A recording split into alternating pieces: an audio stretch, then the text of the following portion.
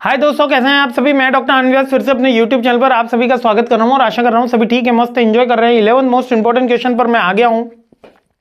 11वां question check कर लेते हैं। देखो, लोन कमिटमेंट और अनफंडेड लाइंस ऑफ क्रेडिट के डिफरेंस के बारे में पूछ रहा है कि अनफंडेड लाइंस क्या होती है और लोन कमिटमेंट क्या होता है। तो बहुत सिंपल है। देखो, अगर मैं बैंक के पास गया और बैंक से मैंने कहा कि 2 लाख रुपए का लोन चाहिए, तो बैंक ने जो लोन अप्रूव कर दिया 2 लाख रुपए का, वो मेरा क्या कहलाया? लोन कहलाया, है ना। इसी को लोन बोल देते हैं। और अनफंडेड लाइन का मतलब है ओवरड्राफ्ट की लिमिट, ओडी की लिमिट। अभी मैंने लिया नहीं है लोन, और ओडी की लिमिट मान लेते हैं 1 लाख रुपए।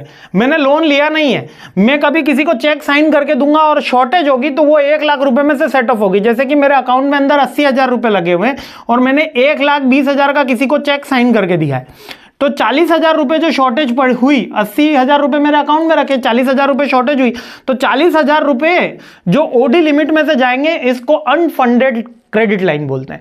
यानी कि इतना पैसा आपका जब चाहे तब आप उठा सकते हो, ठीक है। और लोन तो आपको पता ही है।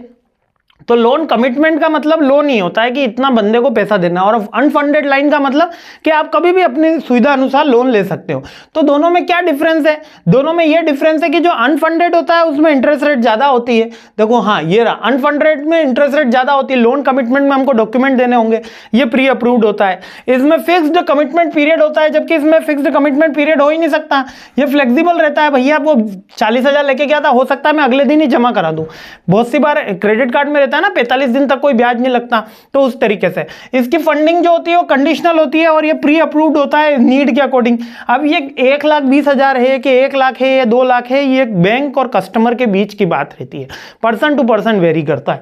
जबकि इसके अंदर क्या है, एंटायर अमाउंट के ऊपर लोन लगता है और जितना अपन यूज कर रहे हैं, जैसे 1 लाख का तो लिया था लेकिन लाइन 1 लाख की थी, यूज कितना किया? 40,000, तो उसी के ऊपर ब्याज लगेगा। इसमें ज्यादा फीस होती है और इसमें ओवरऑल कम फीस होती है, क्योंकि ये एक तरीके की सर्विस है, अपफ्रंट पे कोई फीस नहीं होती।